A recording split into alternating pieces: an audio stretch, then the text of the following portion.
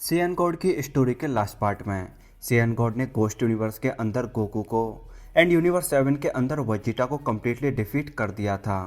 क्योंकि सियान गॉड का प्लान सभी एंजल्स को टेक डाउन करना था, सियान गॉड यामोशी को रोकने के लिए विश ने यहाँ पर एक सीरियल किलर को समन किया। तो जल्दी सियान गॉड एंड सीरियल किलर का बैटल शुरू होता है और उनके बैटल के अंदर सियान गॉड यामोशी ने कोयल को कम्प्लीटली ओवरपावर्ड कर दिया था। इस टाइम बीरूस गोकू एंड वेजिटा को समझा रहा था कि अगर तुम दोनों ने जल्दी यामोशी का कुछ नहीं किया तो जीनोसमा में भी यामोशी के साथ अपनी पूरी यूनिवर्स 7 को भी कम्प्लीटली इरेज कर दें। यामोशी एंड कोयल के बैटल के अंदर कोयल की हालत वाकई में काफ़ी ख़राब थी और यहाँ पर कोयल भी उस मास्क मैन को क्लियरली देख पा रहा था। इसके बाद जब यामोशी कोयल पर पंच मारता है तब अपन को ये सीन आता है जहाँ कोयल ने अपनी ज़बरदस्त पावर के प्रेशर से यहाँ पर सियान गॉड यामोशी को पीछे की तरफ धकेल दिया था।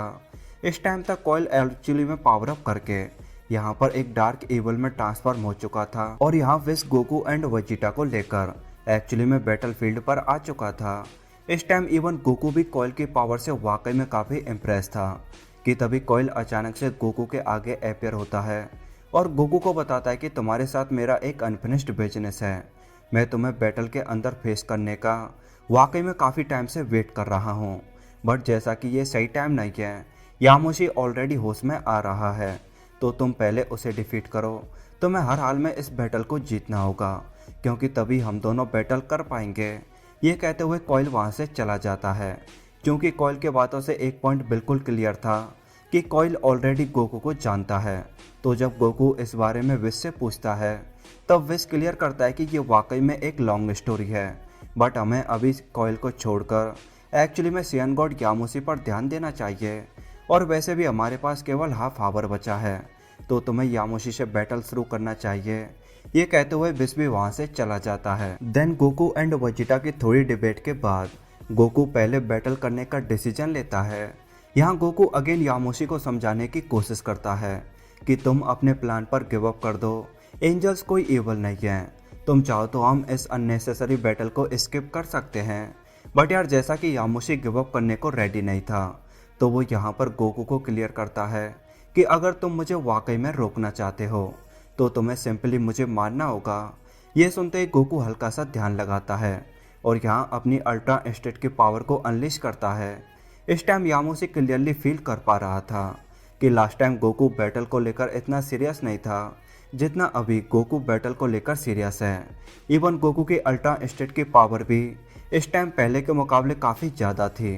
इसके बाद गोकू अपनी पावर एंड स्पीड का इस तरह डेमो देता है और इसी मोमेंट के बाद से अल्ट्रा इंस्टेंट गोकू एंड सियान गॉड यामोशी का डेथ बैटल शुरू हो जाता है। गोकू एंड यामोशी के बैटल की शुरुआत में गोकू यामोशी के फेस पर एक सुपर सॉलिड किक मारता है।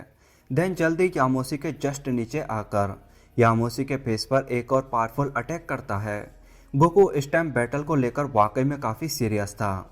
इवन गोकू के पंचेस की पावर एंड स्पीड भी टोटली डिफरेंट थी, बट यामोशी गोकू के इस वाले अटैक को ब्लॉक कर लेता है और गोकू के फेस पर एक सुपर सॉलिड किक मारता है।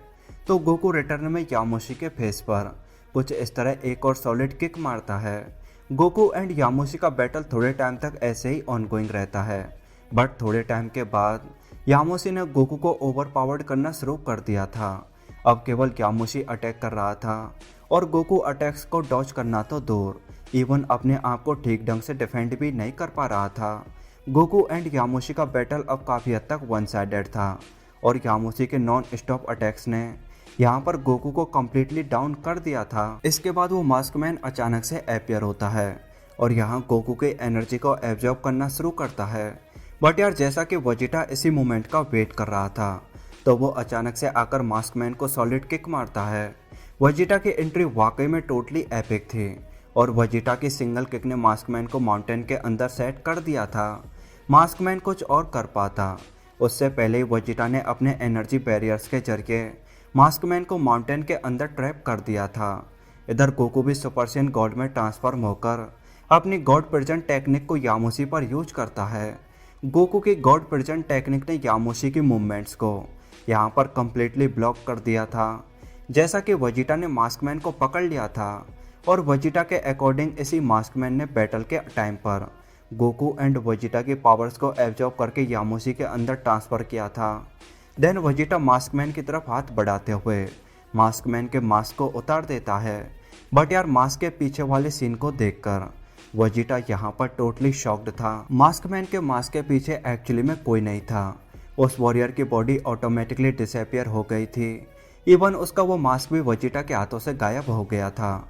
और जैसा कि उस वॉरियर की एनर्जी को सेंस नहीं किया जा सकता, तो वेजिटा को अब कोई आइडिया नहीं था कि वो मास्कमैन अब वेजिटा के पीछे खड़ा था। बट वो मास्कमैन वेजिटा से बिना कुछ कहे वहाँ से चला जाता है। इधर गोकू ने यामोसी को गॉड प्रेजेंट टेक्निक के अंदर बांध रखा था और यहाँ पर खुद यामोसी भी गोकू की इस वाली टेक्निक के ऊपर गोकू की मास्टरी को लेकर वाकई में काफ़ी इम्प्रेस था। देन गोकू अगेन यामोसी को कन्विंस करने की कोशिश करता है कि एंजल्स इवल नहीं हैं, वो तुम हो जो शांति से बात नहीं करना चाहते, वो तो तुमसे शांति से बात करके किसी डिप्लोमेटिक एग्रीमेंट पर आना चाहते हैं, वो तुम हो जो कायोसिन्स को मारना चाहता है। तो एक इवल की तरह तो तुम्हारे एक्शंस हैं।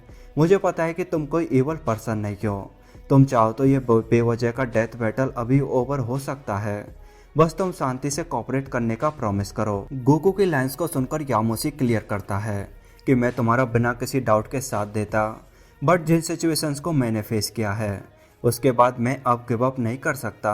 साथ ही केवल गॉड प्रेजेंट टेक्निक के जरिए गार्डियन गॉड को रोका जा सकता है।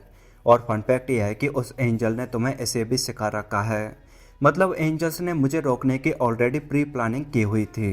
ये कहते हुए यामोसी यहाँ पर वाकई में एक ज़बरदस्त पावर अप करता है और यामोसी के भी पावर में हुए इंक्रीमेंट को देखकर गोकू यहाँ पर जल्दी वेजिटा को आवाज़ लगाता है।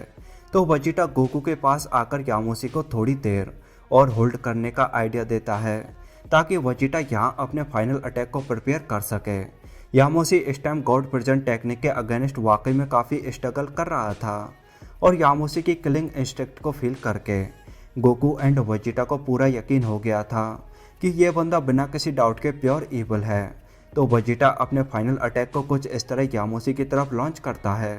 वेजिटा ने इस अटैक के अंदर वाकई में अपनी ढेर सारी पावर को यूज किया था। तो अगले मोमेंट में अपन को ये सीन आता है जहाँ पर वेजिटा के फाइनल अटैक ने यामोसी को कम्प्लीटली नॉकआउट कर दिया था। तो अब यामोसी नॉकआउट हो चुका है और मास्कमैन बैटलफील्ड को छोड़कर भाग चुका है। बाकी आप आगे के स्टोरी के बारे में क्या सोचते हैं, let me know in comment box. I hope आपको वीडियो पसंद आई होगी। तो यार वीडियो पसंद आई हो तो वीडियो को लाइक करो एंड अगर अभी तक आपने चैनल को सब्सक्राइब नहीं किया है तो यार वेट किस बात का कर रहे हो, चैनल को सब्सक्राइब करते हुए बेल आइकन को ऑन कर लो। बाकी thank you so much for watching and we will see you in the next dragon ball video. तब तक के लिए गुड बाय।